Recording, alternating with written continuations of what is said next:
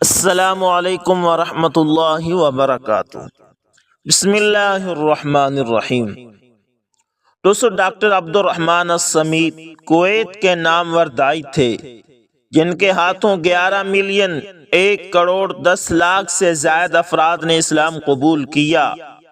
پوری اسلامی تاریخ میں یہ اعزاز کسی کو حاصل نہیں۔ وہ جمعیت العون المباشر کے بانی تھے، چونکہ انہوں نے اس مبارک کام کا آغاز ملاوی میں کیا تھا، اس لیے 1981 میں ابتدا کرتے ہوئے اس ادارے کا نام لجنہ مسلمی ملاوی رکھا تھا۔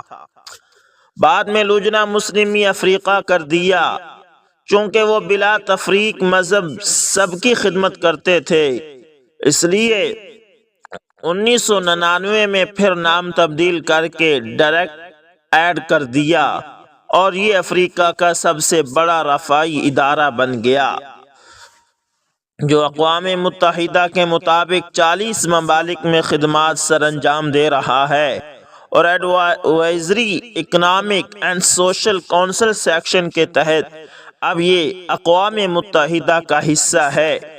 کویت کے ایک امیر زادے کا افریقی صحراؤں میں پوری زندگی گزار دینے کا قصہ بھی عجب ہے۔ 80 کی دہائی کے اوائل میں ایک کویتی خاتون نے مسجد کی تعمیر کے لیے عطیہ دیا، تو عبد الرحمن السمیت نے اسے غریب ترین علاقے میں تعمیر کرنے کا مشورہ دیا، جہاں مسجد کی زیادہ ضرورت ہو اور مقامی مسلمان تعمیر سے قاصر ہوں۔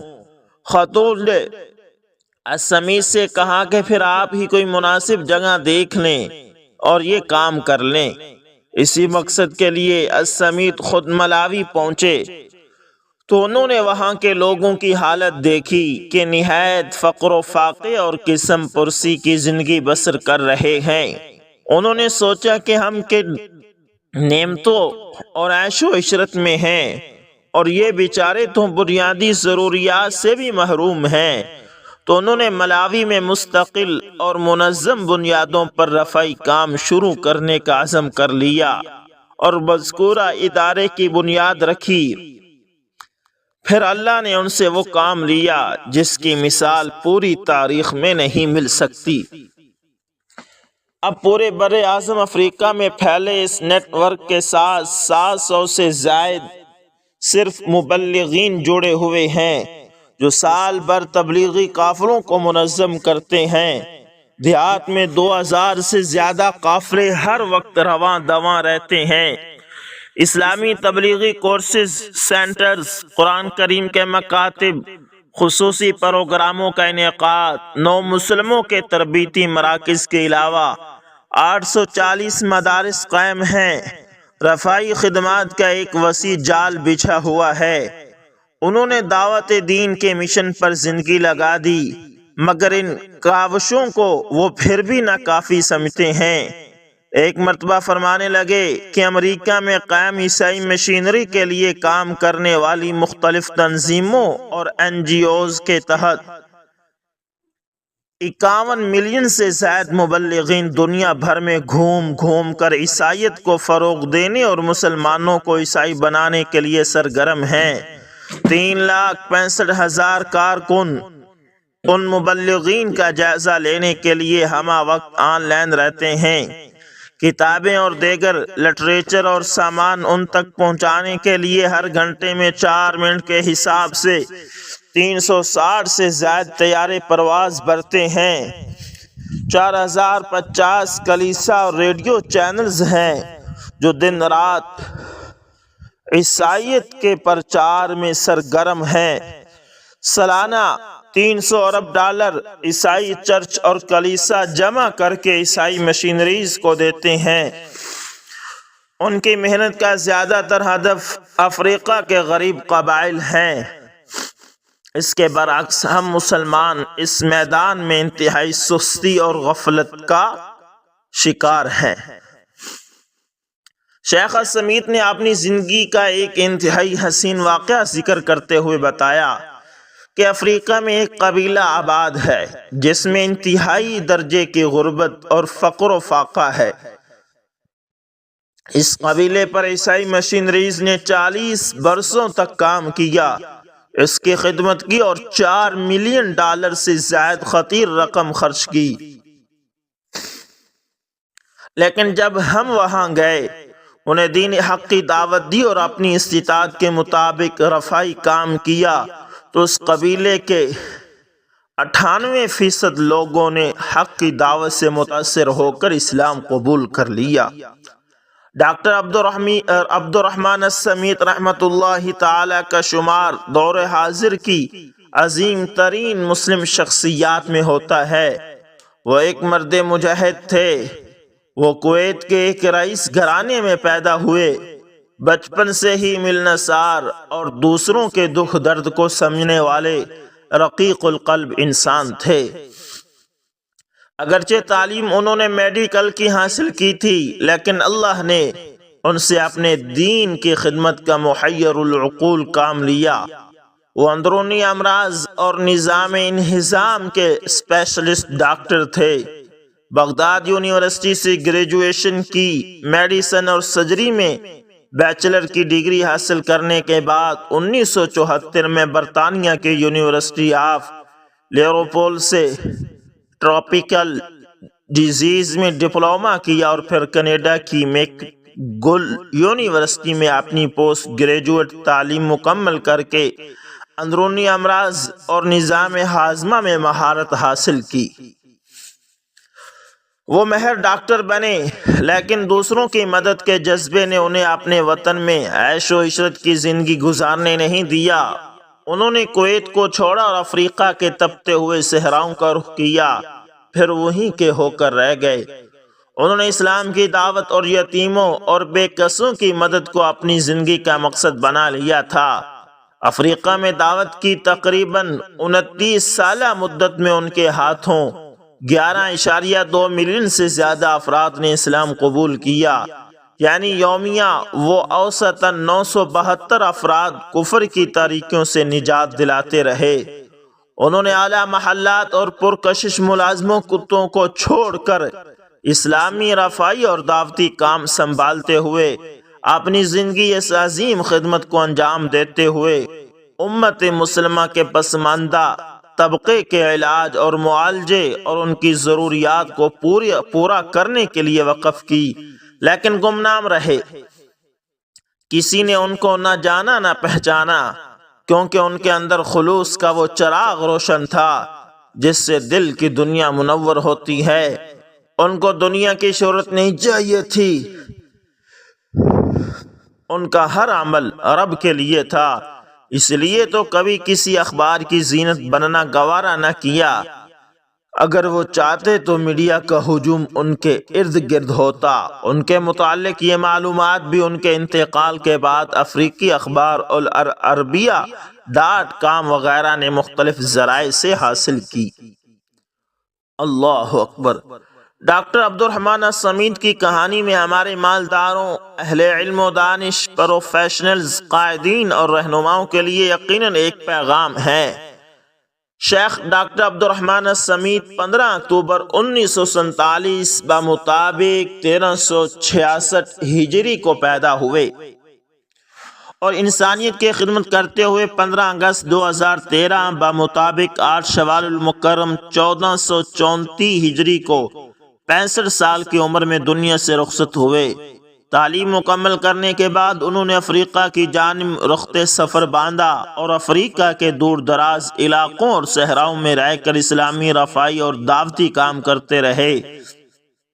ان کے ذریعے اللہ تعالیٰ کی توفیق اور اخلاص کی بدولت 11 ملین سے زائد افراد بر اعظم افریقہ کے مختلف ممالک میں حلقہ بگوش اسلام ہوئے اور رستم ایران کے دربار میں سفیر فاروقی حضرت ربیع بن عامر رضی اللہ تعالی عنہ کی اس تقریر کی جیتی جاگتی تصویر پیش کی کہ اللہ نے ہمیں مبعوث کیا کہ ہم لوگوں کو بندوں کی بندگی سے نکال کر ایک رب کی بندگی اور غلامی میں ڈالیں اور ادیان اور مذہب کے ظلم و جور سے نکال کر اسلام کے عدل و انصاف کی طرف لے جائیں۔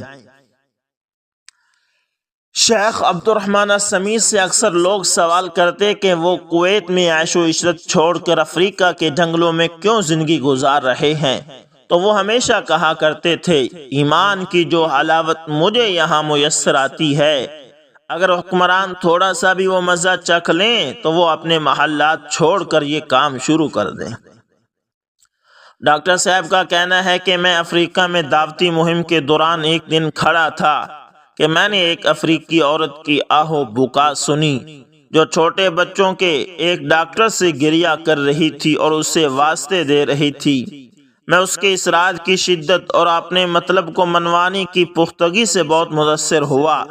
میں نے ڈاکٹر سے پوچھا کہ کیا معاملہ ہے؟ اس نے کہا، اس عورت کا دودھ پیتا بیٹا جسے ہم نے مردہ قرار دے دیا ہے اور یہ نہیں سمجھ رہی، یہ چاہتی ہے کہ میں اس کے بیٹے کو ان بچوں کے ساتھ رکھوں جن کا علاج کیا جانا ہے، اور جو پیسے ہم اس پر خرچ کریں گے اس کا کوئی فائدہ نہیں ہوگا۔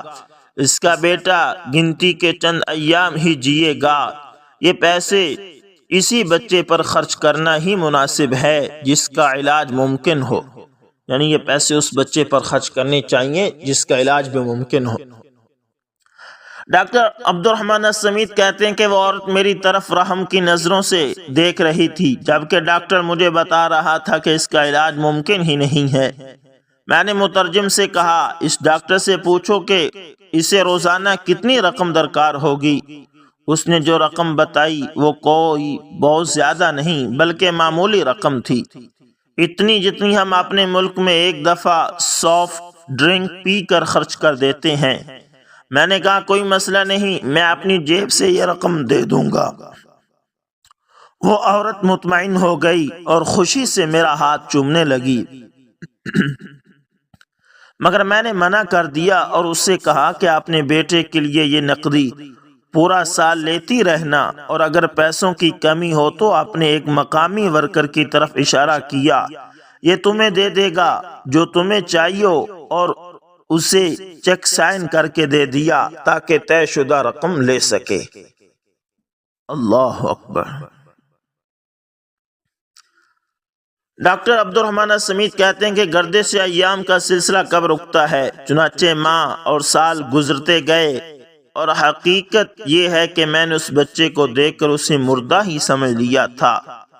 باقی پیسے تو صرف اس کی ماں کی تسلی کے لیے جاری کیے تھے تاکہ وہ اسلام پر ثابت قدم رہے۔ ڈاکٹر عبد الرحمن السمیت کہتے ہیں، وقت گزرتا گیا اور میں یہ معاملہ ہی بھول گیا۔ تقریباً 12 سال سے بھی زیادہ عرصہ گزرنے کے بعد ایک دن میں مقامی مرکز میں بیٹھا تھا۔ ایک ملازم آیا اور کہا کہ ایک افریقی عورت آپ سے ملنے پر مصر ہے، اسے ٹالنے کے بعد بھی بار بار آتی ہے۔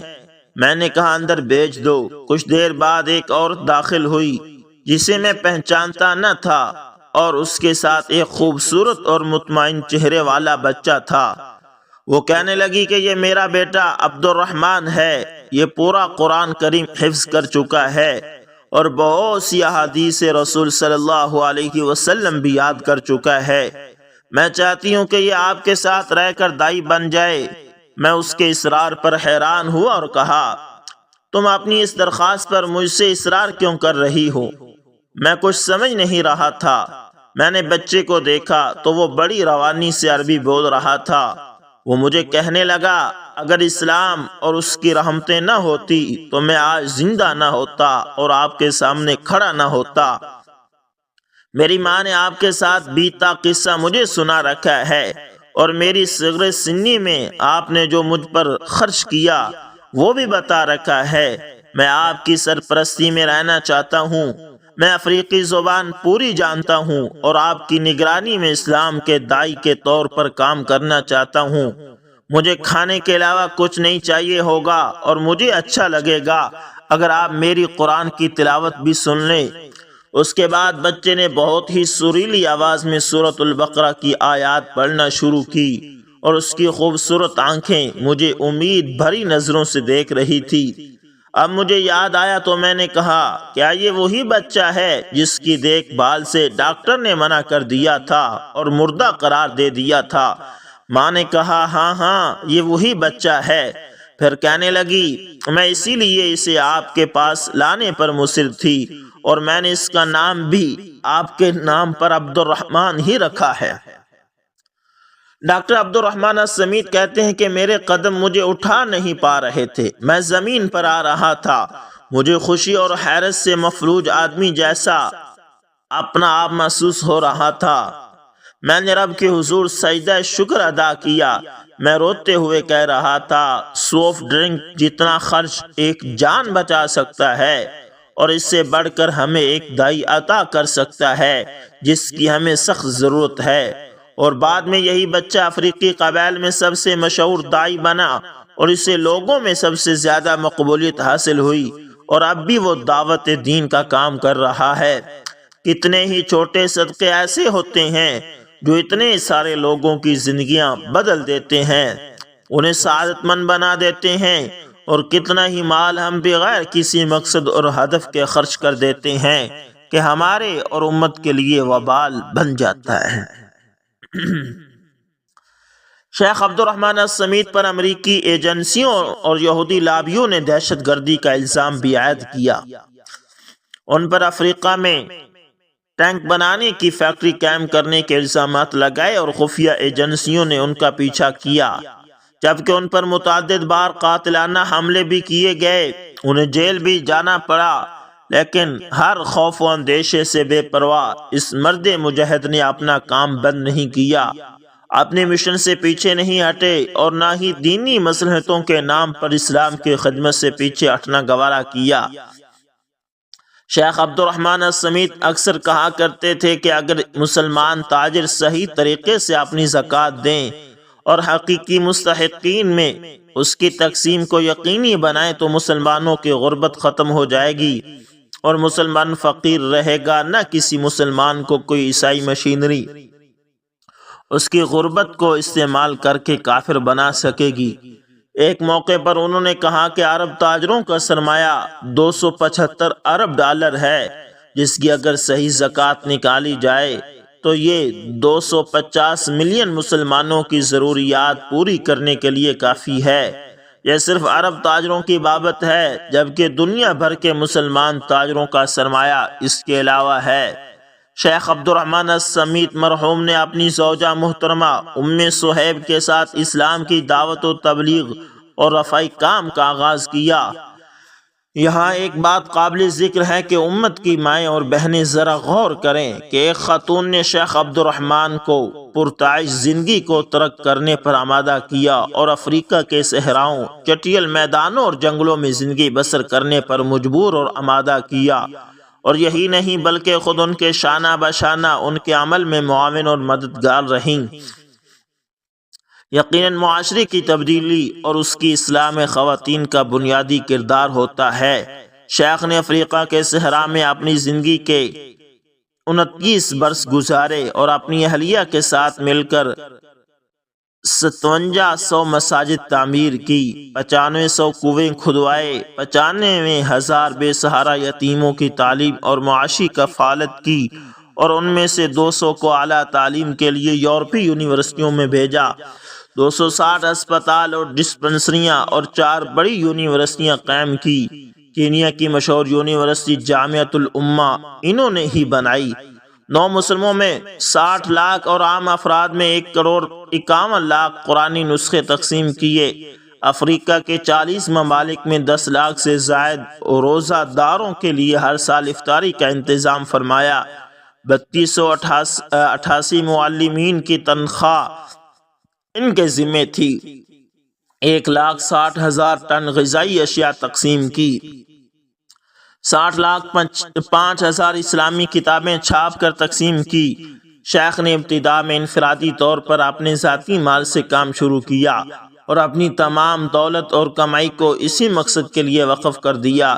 صدقات اور زکوٰۃ کو مستحقین میں تقسیم کرنے کے صاف شفاف نظام کے لیے انہوں نے افریقن مسلم کمیٹی کے نام سے ایک ادارہ قائم کیا، جس کا نام بعد میں ڈائریکٹ ایڈ میں تبدیل کر دیا۔ اپنی ادارت میں الکوثر میگزین کا اجرا کیا۔ اتنی بڑی خدمات کے باوجود قلم و کرتاس سے اپنا رشتہ جوڑے رکھا۔ انہوں نے کئی کتابیں تصنیف فرمائی، جن میں لبیک افریقہ، افریقہ کے آنسو، افریقہ میں نصرانیت کا جال سمیت 10 کتابیں شامل ہیں۔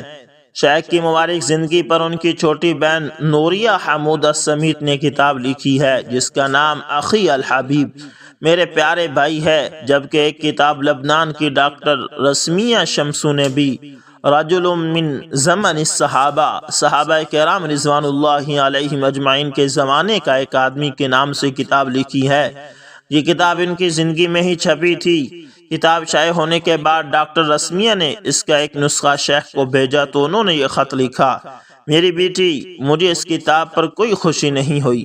میں نہیں چاہتا کہ کوئی انسان میری زندگی میں میرے بارے میں کچھ لکھے۔ اب مجھے اللہ سے حیا آتی ہے کہ میں یہ کتاب تمہیں واپس لوٹا دوں۔ ان کے عظیم خدمات کا اعتراف کرتے ہوئے متعدد ممالک، شخصیات اور اداروں کی جانب سے انہیں ایوارڈ دیے گئے۔ کویت کے امیر صباح الاحمد الجابر صبا نے ملک کا سب سے بڑا ایوارڈ ذوالوشا دیا۔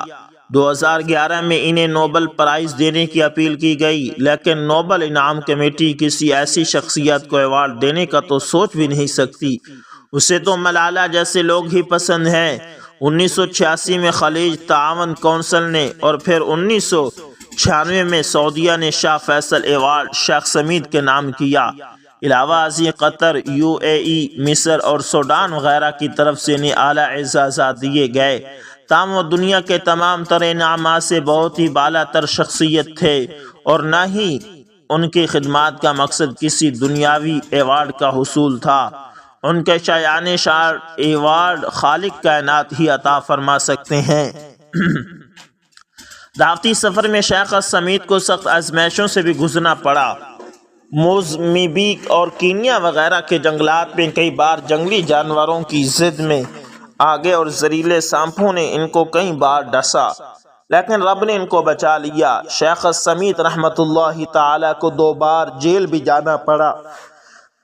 پہلی بار 1970 میں انہیں بغداد کی جیل میں رکھا گیا اور قریب تھا کہ ان کو سزائے موت دی جاتی، لیکن اللہ نے انہیں بچا لیا۔ دوسری بار 1990 میں کویت اور عراق کے مابین جنگ کے دوران بھی انہیں گرفتار کر کے بدترین اذیتوں کا نشانہ بنایا گیا، یہاں تک کہ ان کی پیشانی اور ہاتھ پیر سے گوشت نوچے گئے۔ اس سلسلے میں کبھی تذکرہ نکلتا تو وہ کہتے کہ مجھے اس وقت یقین تھا کہ موت صرف اسی وقت آئے گی جس وقت رب تعالیٰ نے میری تقدیر میں لکھی ہوگی۔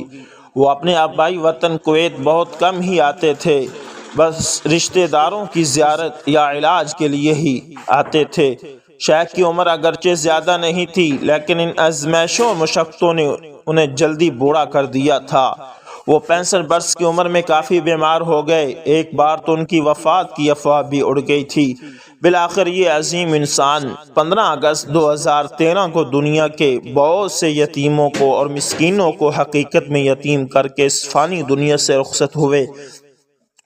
کویت کے وقت کے مطابق صبح 8:30 بجے ان کی تدفین اور تکفین ہوئی۔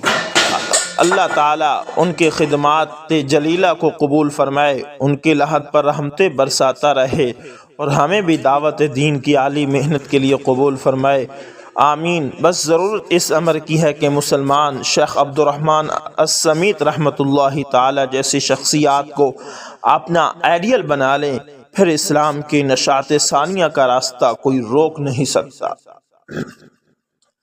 اللہ تعالیٰ سے دعا ہے کہ اللہ تعالیٰ ہم سے بھی ایسے ہی دین کا کام لے اور ہمیں بھی ایسی محنت کرنے کی توفیق عطا فرمائے۔ امید کرتا ہوں ویڈیو اچھی لگی ہوگی، پسند آئے تو لائک شیئر کمنٹ لازمی کریں۔ دوستوں ملتے ہیں کسی نیکسٹ اچھی سی ویڈیو کے اندر، تب تک کے لیے اللہ حافظ، جزاکم اللہ خیر۔